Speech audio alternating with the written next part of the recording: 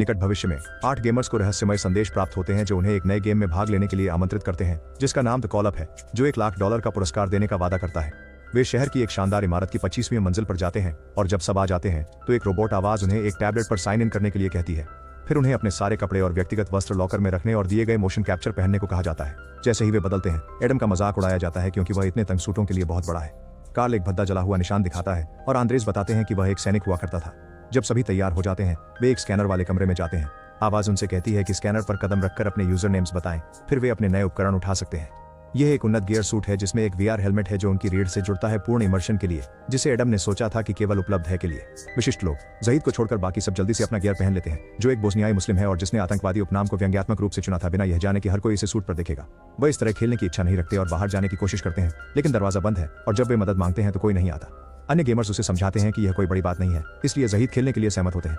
आवाज प्रशिक्षण मॉड्यूल शुरू होने की घोषणा करती है और सभी अपने हेलमेट बंद कर लेते हैं ताकि सिमुलेशन शुरू हो सके। कमरा एक अत्यंत यथार्थवादी पोस्ट एपोकैलिप्टिक दुनिया में बदल जाता है। उनके सूट सैन्य वर्दियों में बदल जाते हैं और उनके टैटू गायब हो जाते हैं। यद्यपि यह वास्तविक लगता है, उनके हाथ सिमुलेशन की वस्तुओं के आर पार चले जाते हैं। उसी क्षण सार्जेंट प्रकट होता है और उन्हें नए सैनिकों की तरह व्यवहार करना शुरू कर देता है।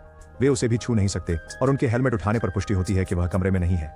वह सिर्फ एक अत्यंत यथार्थवादी एनपीसी है। समूह सार्जेंट के पीछे एक अन्य कमरे में जाता है जहां वे अपने हथियार प्राप्त करते हैं, जो वास्तविक जीवन में केवल प्रॉप्स होते हैं। सार्जेंट उन्हें कुछ बोतलों पर अपने हथियारों का परीक्षण करने के लिए कहता है और खिलाड़ी वास्तविक प्रतीत होने वाले झटके से प्रभावित होते हैं। कुछ समय अभ्यास करने के बाद सार्जेंट उनमें से 2 पर गोली चलाता है, जिससे उनके बेस्ट खो जाते हैं। चूंकि यह केवल एक ट्यूटोरियल है, वे तुरंत वापस आ जाते हैं क्योंकि सार्जेंट समझाते हैं कि एक बार हिट होने का मतलब उनकी सुरक्षा खोना और उन्हें खुले में छोड़ देना है।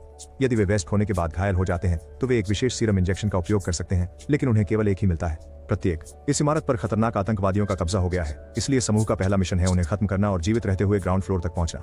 जो लोग सफल होंगे उन्हें असली जिंदगी में नकद इनाम मिलेगा। सार्जेंट के गायब होने के बाद आंद्रेई अपने अनुभव के कारण समूह का नेतृत्व करने का निर्णय लेता है और उन्हें गुप्त रहने के सुझाव देता है। वे अलग अलग कमरों में देखते हैं जब तक कि एक दुश्मन गलियारे में नहीं आ जाता और गोलीबारी शुरू कर देता है। अधिकांश समूह छिप जाता है, लेकिन आंद्रे जल्दी आगे बढ़ते हैं और उस आदमी को मार डालते हैं। जब आवाज घोषणा करती है कि उन्होंने स्तर 25 पूरा कर लिया और सभी अंक आंद्रे के लिए हैं, वे शरीर को छूते हैं और पुष्टि करते हैं कि यह भी एक एनपीसी है। जब वे सीढ़ियों का उपयोग करते हैं तो उन्हें पता चलता है कि वहां एक यंत्र है जो उन्हें इलेक्ट्रोक्यूट कर देगा अगर वे स्तर को पूरा किए बिना जाने की कोशिश करते हैं। समूह स्तर 24 में प्रवेश करता है और अधिक उन्नत हथियार पाता है, इसलिए आंद्रेज उन्हें उनका उपयोग कैसे करना है सिखाते हैं। वे मुख्य कमरे में जाते हैं और मार्को पहले दुश्मन को मार देते हैं जो दिखाई देता है। आत्मविश्वास बढ़ाते हुए अधिकांश खिलाड़ी इधर उधर दौड़ने लगते हैं और सभी आतंकवादियों को गिराते हुए यादृच्छिक वस्तुओं का सहारा लेते हैं। एडम बिना कोई निशाना लगाए अपनी सारी गोलियां बर्बाद कर देता है, तो आंद्रेज आगे आकर उस व्यक्ति को गोली मारता है और बदले में खुद पर गोली लगने से अपनी बनियान खो देता है। इस बीच टेलर पैनिक अटैक का शिकार हो जाती है। दरअसल उसकी एक दोस्त को निमंत्रण मिला था और वह उसकी जगह आई थी, लेकिन वह खेल की यथार्थता को संभाल नहीं पा रही है। शैली उसे दिलासा देने की कोशिश करती है और याद दिलाती है कि यह सिर्फ एक खेल है, लेकिन जब उसकी बारी किसी को गोली मारने की आती है तो वह भी नहीं कर पाती। लड़कियों के पास आ रहे आतंकवादी को कार्ल मार देता है, जो फिर गोली खाता है और उसकी जैकेट भी खो जाती है। कार्ल आत्मसमर्पण करने की कोशिश करता है, लेकिन दुश्मन उसे फिर से गोली मार देता है, इसलिए शैली बाहर दौड़कर उस आदमी को मार देती है। कार्ल और शैली दोनों अपने हेलमेट खोलते हैं और वास्तविक जीवन में भी कार्ल को असहनीय दर्द महसूस होता है। वे खेल में लौटते हैं और आंद्रेस कार्ल को एक सीरम इंजेक्ट करता है जो उसे तुरंत ठीक कर देता है। ट्रॉमाटाइज्ड कार्ल अपना हेलमेट फिर से खोलता है ताकि वास्तविक जीवन में उल्टी कर सके और कहता है यह खेल नहीं हो सकता। इसके बाद पूरा समूह ब्रेक लेने के लिए अपने हेलमेट खोलता है, जबकि एडम नए हथियार खोजता है। कार्ल समझाता है कि उसने असली झटके महसूस किए और तर्क करता है कि यह एक रियलिटी टीवी शो होना चाहिए। जहीद घबराकर अपनी सूट उतारने की कोशिश करता है, लेकिन नहीं कर पाता, तो मार्को सोचता है कि यह एक टेस्ट है। फिर जहीद बताता है कि यह सैन्य का एक प्रयोग हो सकता है और मार्को सहमत होता है। कहता है कि एंड्रे जरूरी तौर पर उनका अंदरूनी आदमी है। एक बहस होती है और माहौल तनावपूर्ण हो जाता है, तो एंड्रे शांति के लिए बाथरूम चला जाता है। खिलाड़ी ये महसूस नहीं करते कि खेल अब भी चल रहा है और जिन आतंकवादियों को उन्होंने मारा था वे फिर से जीवित हो गए हैं। उनमें से एक बाथरूम में आंद्रे को घेर लेता है और वह अपने हेलमेट को बंद कर पाता है उससे पहले कि उसे गोली मार दी जाती है। वह खुद को ठीक करना चाहता है, लेकिन उसने सीरम पहले ही उपयोग कर लिया है। कार्ल बाकी लोग आवाजें सुनते हैं और तुरंत अपने हेलमेट बंद करते हैं। तभी एडवर्ड को गोली मार दी जाती है। समूह छुपने के लिए दौड़ता है और टेलर सीढ़ियां लेने की कोशिश करता है, लेकिन स्तर अभी तक पूरा नहीं हुआ है, इसलिए उसे रोका जाता है। जल्द ही आतंकवादी फायरिंग शुरू कर देते हैं और टीम अपनी पूरी कोशिश के साथ उनका सामना करती है। एडवर्ड एक सीरम के साथ खुद को ठीक करता है, जबकि आंद्रेयास अपने रक्तस्राव वाले शरीर को गलियारों से खींचता है। जब एडम एक ग्रेनेड फेंकता है तो वह सभी बचे हुए दुश्मनों को मार देता है और स्तर अंततः एडम के हाई स्कोर लेने के साथ समाप्त होता है। बंदूक की गोलियों के बिना टीम अंततः आंद्रेयास को मदद के लिए पूछते हुए सुन सकती है। उसी समय आंद्रे अपना हेलमेट खोलता है और एक टाइमर सुनता है। उसके दिमाग में बिजली का झटका लगता है, जिससे वह कुछ मिनटों तक तड़पता रहता है। जब तक बाकी लोग उसे ढूंढते हैं, एंड्रे पहले से ही मर चुका होता है। शैली सीपीआर करने की कोशिश करती है, लेकिन कोई फायदा नहीं होता। आवाज घोषणा करती है कि वे अगले स्तर पर जा सकते हैं, लेकिन समूह अब और खेलना नहीं चाहता। वे जमीन पर कुछ खून देखते हैं और समझ जाते हैं कि हेलमेट ने एंड्रे को मार दिया, इसलिए वे उन्हें निकालने की कोशिश करते हैं, लेकिन यह असंभव है। जाहिद घबराकर एक आग बुझाने का यंत्र पकड़ता है और मदद के लिए पुकारता है। परीक्षण कार्ल स्वेच्छा से मदद करता है और जहीद को कुछ बार अग्निशामक यंत्र से मारता है, लेकिन हेलमेट अभी भी नहीं निकलते। उसी समय उन्हें सार्जेंट द्वारा खेल में बुलाया जाता है, जो कार्ल के पास से होकर गुजरता है और नियम तोड़ने की सजा देने के लिए जहीद को कुछ बार मारता है। क्योंकि सार्जेंट उन्हें न खेलने पर सजा की चेतावनी देता है, समूह के पास आगे बढ़ने के अलावा कोई विकल्प नहीं है। वे कई स्तरों से बिना ज्यादा परेशानी के गुजरते हैं। हालांकि हर मंजिल पर उन्हें नए हथियारों का इस्तेमाल सीखना और नई गेम मैकेनिक्स से निपटना पड़ता है। गैस लीक वाले कमरे में वे अग्नि हथियारों का उपयोग नहीं कर सकते और इसके बजाय हाथ से हाथ की लड़ाई करने के लिए उन्हें चाकू लेने पड़ते हैं। किसी को आमने सामने मारना टेलर की चिंता को और बढ़ा देता है और शैली उसे वादा करती है कि वह उसे वहां से बाहर निकालेगी। जैसे जैसे वे नीचे जाते हैं, टीम के अधिकांश सदस्य अपना जैकेट। एक गंभीर गोलीबारी के दौरान कार्ल और एडम दोनों गोली लगने से गिर जाते हैं, इसलिए शैली और मार्को उन्हें उनके सीरम्स देकर मदद करते हैं। कुछ घंटों बाद समूह एक ब्रेक लेता है और पता चलता है कि असल जिंदगी में रात हो चुकी है। खेल में रहने से थककर वे खिड़कियों पर मारने के लिए विभिन्न वस्तुओं का उपयोग करते हैं और जाहिद एक गाड़ी का उपयोग करके कांच को तोड़ने में सफल होता है। उसी क्षण सार्जेंट फिर से प्रकट होता है और जहीद को पहले से अधिक ताकत से पीटना शुरू कर देता है। जहीद सीढ़ियों से भागने की कोशिश करता है, लेकिन सार्जेंट उसे धक्का दे देता है और गिरने की वजह से जहीद की एक टांग टूट जाती है। जाने से पहले सार्जेंट घोषणा करते हैं कि अगला व्यक्ति जो भागने की कोशिश करेगा उसे मार दिया जाएगा। टीम जाहिद को बचाती है और नोटिस करती है कि वह घाव वास्तविक जीवन में है, लेकिन खेल में नहीं है, इसलिए वे सीरम का उपयोग नहीं कर सकते। कंप्यूटर की आवाज उन्हें याद दिलाती है कि उन्हें चलना होगा, इसलिए जाहिद उनसे निवेदन करता है कि उसे छिपा दें और उसके बिना चले जाएं। समूह उसे कुछ फर्नीचर के पीछे रखता है और उनके जाने के कुछ मिनट बाद जाहिद खून बहने से मर जाता है।